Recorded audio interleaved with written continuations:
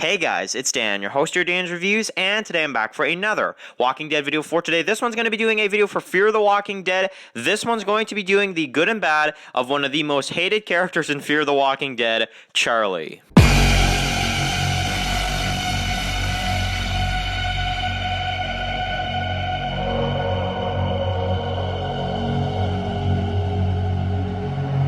Okay guys, so it's going to be doing another video for today. This one's going to be doing the good and bad of Charlie from Fear the Walking Dead. So, this video was suggested by Eurovision Top, so definitely thank you very much for suggesting this video.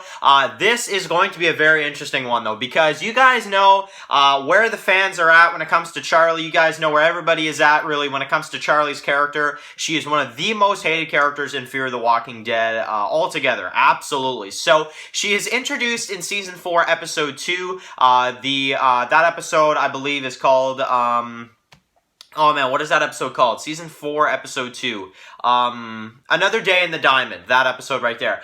Sorry, I'm not as good with the names of the Fear the Walking Dead episodes as I am with the main series. But Season 4, Episode 2, Another Day in the Diamond. And then she is still alive right now in Season 6, Episode 2, Welcome to the Club. So, she's been there for exactly 2 full seasons now, actually, as of last episodes, which is absolutely crazy. So, obviously when she's introduced, she's kind of introduced in a way where it's like, oh, you know, she lost her parents, and, oh, you know, it's kind of a sad story, you know, I feel bad for this kid, and then the vultures show up, and it's like, oh, crap, so that's why she was asking Nick the questions, that's why she was doing this, but, I honestly, at least for that part of things, I don't blame Charlie, because the vultures are her people, she was sent in there as a spy, she did her job.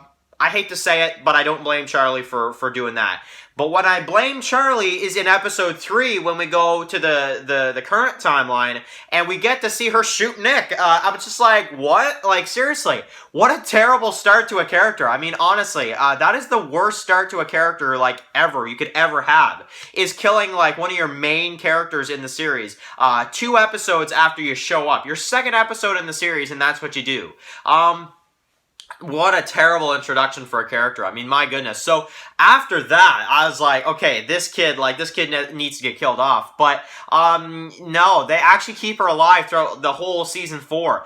And she, you know, the whole stadium falls, everything goes down. But she is, you know, we all remember she's the one that kills Nick. And it's just like, man, this is not good at all. So, they keep her alive into the second half of Season 4. Alicia is basically, she doesn't want to be in the same house as her, so she decides to go out, and she gets knocked out by the rain or whatever when she's trying to get into the car, and Charlie, I guess, saves Alicia. So, that's the first decision from Charlie I think is good, is saving Alicia out in the rain and bringing her in. Absolutely. That was one thing. I have to acknowledge as many good things as I can about Charlie, because there's not many, but that is one. That is definitely one I will definitely point out. So far we've got one really bad decision on killing one of the best characters Fear the Walking Dead ever had.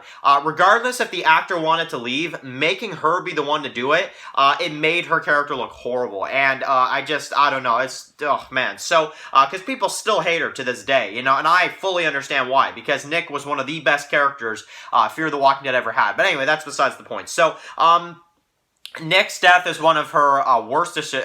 Well, no, it is. It's her worst decision, and now a good decision from her, I would say, is saving Alicia out in the rain. So, Alicia decides not to kill her. They kind of have that one episode where they're in the house. They almost get killed, and then the walker, I guess, kind of saves them and unchains the door or whatever, magically, just like that, which was always one of the weirdest things about that episode. But, you know, basically, they're out on their own. She wants to take Charlie to the beach, I guess, because she's never been, and, yeah, I mean, I don't know what to say about that. It's kind of just whatever for me. But in Season 5, obviously they are on this mission to help people, and we have the beginning of kind of that bond between Daniel and Charlie, which I thought was pretty awesome. And, you know, Charlie, you know, she knows the same music as Daniel. They kind of start bonding over music and stuff like that. And I will just admit, I did like that. I thought it was pretty cool that Daniel and Charlie kind of have a bit of a, you know, father-daughter kind of relationship. I thought that was really cool. But basically, you know, Daniel still doesn't trust Strand, at least until Strand, you know, gets in that plane and just all the walkers go everywhere. And I love that scene when Strand has the plane and it just, all the stuff goes everywhere and he's like, I'm not going to shoot you in the face. But also because he's kind of starting to grow in this kind of connection with, you know, Charlie, that I feel like Daniel kind of wants to maybe have that go on, you know, longer and stuff like that. So that's pretty interesting. Now, obviously, we have the camera episodes, all this crap. Charlie doesn't really get all that much focus time, though, so I can't really say anything about Charlie right now. The only thing she really does is the stuff between her and the rabbi. She wants to stay at this, maybe she thinks that, you know, maybe they could stay there, but the rabbi's just like, no, it's not that safe, and obviously all the walkers come and all that kind of stuff. So, I don't know, you know, in terms of Charlie and Gabriel 2.0, I don't really care about all this stuff, but I will just say that, Charlie running away, just like that, bad decision. I'm sorry, running away from home and finding this rabbi, I mean, fine, you find a rabbi, but, running away from the convoy, it just was so dumb. So, basically, at the end of the season, everybody gets separated, and in season 6, apparently, she was kind of brought to this place that Alicia and Strand are brought to, obviously, in this past episode here, and we have a reunion between Charlie, Strand, and, you know, Alicia. So, that's really cool. But basically, they clear out all the walkers. Obviously, Charlie has a bit of a close call. Strand does save her, of course. And that is basically that. So, and she kind of, you know, she's trying to get Daniel to remember because obviously Daniel's acting like he doesn't remember. And then obviously at the end of episode 2, we find out with the Morgan scene that yes, Daniel does remember. And even when it comes to even Charlie, he does not admit that he knows who she is, which is really sad. So, okay, in terms of bad decisions, I mean, killing Nick is the worst. Running away from the convoy is another in season 5. However, good decisions are saving Alicia out in the rain, and also I would say you know, her and Daniel kind of bonding stuff, and her sneaking into the back of Daniel's car and stuff to kind of try to see what he's up to. I kind of like some of that stuff. So 2 bad decisions, 2 good decisions. But I'm sorry, but her killing Nick overpowers that. Absolutely. So, yes, Charlie is a little bit more of a bad character than a good character in my personal opinion, but I do still like elements of her character every once in a while. She's not a character that I can't watch. Like, every time she's on screen, I just can't stand her.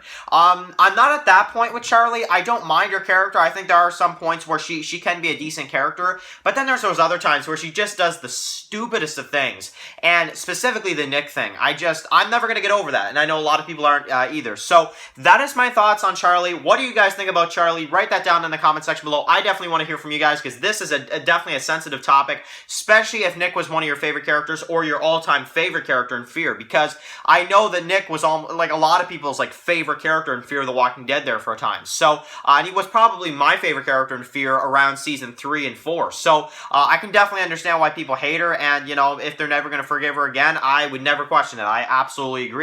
What she did is honestly never going to be forgotten, that's for sure. And even Alicia said that to her, too, in that episode they had. So, and speaking of, by the way, the next time we're going to see Alicia is also going to be an episode, I think, 7, and I think it's going to be an Alicia and Charlie mainly focused episode, with maybe another side story, but mainly episode 7 is going to be an Alicia and Charlie episode from what I've heard. So we'll have to see where that goes. Hopefully, it's a good episode, but obviously time will tell. So, anyway, guys, thank you guys so much for watching this video. Write your comments in the comment section below. If you guys are new here, click the subscribe button to miss any of my videos for Fear the Walking Dead. Follow Dance Walking reviews on Instagram, guys, and of course, I'll see you guys really soon for another Walking Dead video. Enjoy the rest of your day, guys, and peace out.